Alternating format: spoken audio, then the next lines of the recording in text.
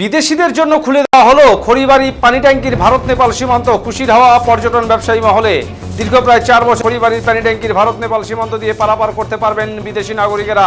কোভিডের সময় থেকে তৃতীয় কোনো দেশের নাগরিকদের যাতায়াত বন্ধ করেছিল কেন্দ্রীয় স্বরাষ্ট্র মন্ত্রণালয়ের ইমিগ্রেশন দপ্তর। অবশেষে খুলল স্থলবন্দর।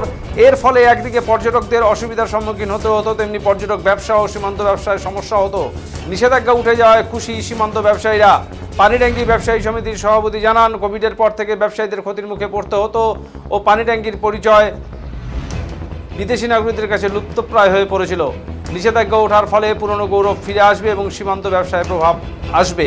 পর্যটন ব্যবসায়ী এরা জানান, পর্যটন শিল্পের জন্য ভালো খবর। বিদেশি পর্যটকরা ভারত, নেপাল, সিকিম ও ভুটানে ঘুরতে এসে সীমান্ত বন্ধ থাকায় সমস্যায় পড়তেন, তা এখন আর হবে না। এর মাধ্যমে ভারত, নেপাল দু দেশের পর্যটন শিল্পের নতুন জোয়ার আসবে। এটা দুই দেশের জন্য ভালো খবর। অনলি শুধু ব্যবসা বাণিজ্যের সাথে এটা ট্যুরিজমের সাথেও কিছু জড়িত হবে। কিছু ট্যুরিস্টও তার ভিসার মাধ্যমে আসতে পারবে, যেতে পারবে এবং সুচারু এবং বৈধ কাগজপত্রের মাধ্যমে।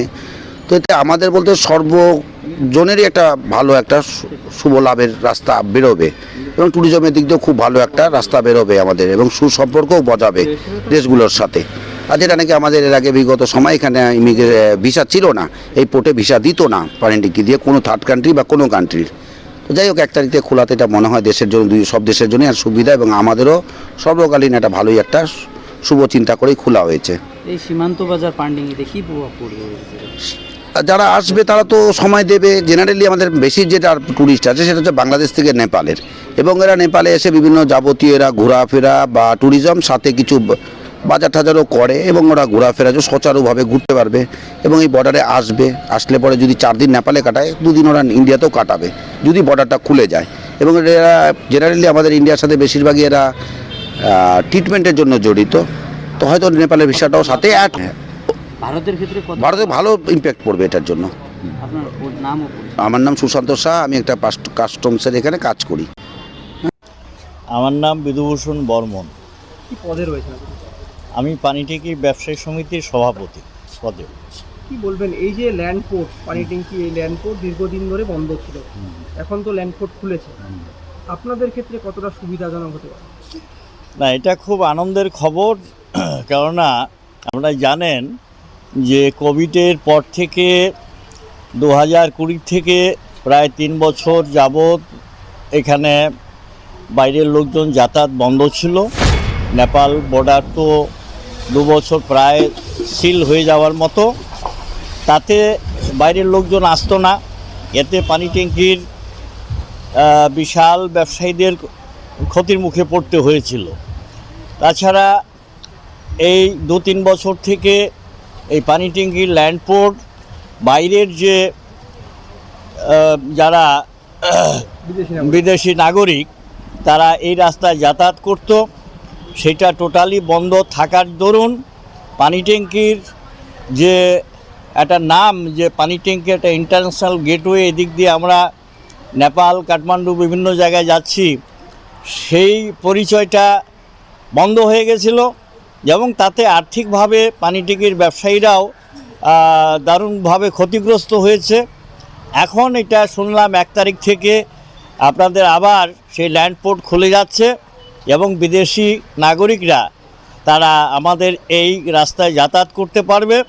তাতে আমাদের সুনাম বজায় থাকবে এবং আমাদের ব্যবসায়ী, পানি ট্যাঙ্কির ব্যবসায়ীদের কিছু এখানে ক্রয় বিক্রয় বিভিন্নভাবে বাড়বে। তার জন্য আমরা খুব আনন্দিত।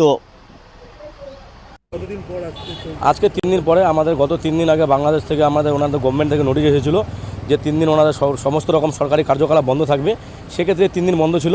আজকে থেকে পুনরায় আমাদের গাড়ি যাওয়া বাংলাদেশে শুরু হলো আর কি। আজকে আমাদের আপাতত এখন ভুটান গাড়িগুলো যাচ্ছে, আমাদের ইন্ডিয়ান গাড়ি 9টি আছে, কারণ আমাদের ইন্ডিয়ান গাড়ি রাজ্য সরকারকে সুবিধা পে করে বাংলাদেশে পাঠাতে হয়, যেটা ভুটানের ক্ষেত্রে প্রযোজ্য না। তো সেক্ষেত্রে 9টি ক্যান্সেল গাড়ি আছে, সেই 9টি গাড়ি আজকে যাবে এবং আগামীকাল থেকে স্বাভাবিক যেরকম গাড়ি যায় সেরকম যাবে আর কি, ইন্ডিয়ান গাড়িও যাবে। এখন প্রায় 60-70টা গাড়ি চলে গেছে বাংলাদেশে। হ্যাঁ, বন্ধ হয়েছিল, আমরা সমস্যার মুখে ছিলাম, কারণ যেহেতু বাংলাদেশের প্রধানমন্ত্রী পদত্যাগ করেছেন, তো সেক্ষেত্রে দেশের অবস্থা কী হবে এবং কবে থেকে মালটাল যাবে না যাবে সেটা নিয়ে চিন্তার মুখে ছিলাম। কিন্তু 3 দিনের মতো জিনিসটা স্বাভাবিক হয়ে গেল, খুব ভালো লাগছে আর কি আমাদের। জি স্যার। আমরা জানি যে কোভিডের পরিস্থিতির সময় পানি ট্যাঙ্কির যে আমাদের যে চেকপোস্ট ছিল নেপালের সঙ্গে ভারতের, সেই চেকপোস্ট দিয়ে থার্ড পার্টি কান্ট্রি মানে বিদেশি অন্য কান্ট্রি নেপাল এবং ভুটান ছাড়া তাদের যে ট্যুরিস্ট এবং সাধারণ মানুষ ছিল তাদেরকে অ্যালাউ করা যাচ্ছিল না। আমরা খবর পেলাম যে মিনিস্ট্রি অফ এক্সটার্নাল অ্যাফেয়ার্স একটা চিঠি পাঠিয়েছে এবং তার বাবদ এখন ফরেনাররা এই বর্ডার দিয়ে যাতায়াত করতে পারবে। এটা সত্যিই খুব একটা ভালো খবর আমাদের পর্যটন শিল্পের সঙ্গে যারা জড়িত আছে, কারণ প্রচুর সংখ্যক যারা পর্যটক আছে বিদেশি পর্যটক, তারা কিন্তু ভারতের এই অংশ সিকিম, দার্জিলিং এবং নেপাল যৌথভাবে ঘুরতে আসে এবং তাদের কিন্তু একটা সমস্যা তৈরি হচ্ছিল পারস্পরিক, যেহেতু তারা এই জায়গাটা ক্রস করতে পারছিল না। এবং এই পরিস্থিতি কোভিডের পর থেকেই হয়, কোভিডের আগে পর্যন্ত কিন্তু ফরেনাররা অ্যালাউড ছিল। তাই আমরা এই যে নতুনভাবে বর্ডার খুললো সেটাকে ওয়েলকাম জানাই এবং আমাদের রাজ্যের যিনি পর্যটন সচিব আছেন মাননীয়া নন্দিনী চক্রবর্তী, উনি এই উদ্যোগ নিয়েছিলেন। ওনাকে জানানো হয়েছিল আমাদের পর্যটন শিল্পের যারা আছে তাদের তরফ থেকে, উনি ওই উদ্যোগ নিয়েছিলেন এবং উনি গৃহ মন্ত্রণালয় এবং মিনিস্ট্রি অফ এক্সটার্নাল অ্যাফেয়ার্সের সঙ্গে কথা বলেছিলেন এবং তার বাবদই হয়তো আজকে আমাদের এই বর্ডারটা খুলে গেল। এবং সার্বিকভাবে আমরা মনে করি যে পর্যটন শিল্পের এখানে বিশেষ করে বিদেশি পর্যটকের ক্ষেত্রে একটা নতুনভাবে আগমন তৈরি হবে। আমরা সার্বিকভাবে পর্যটন শিল্প এখানে দুটো দেশেরই, নেপাল এবং ভারতের। দবালিয়া জি স্যার।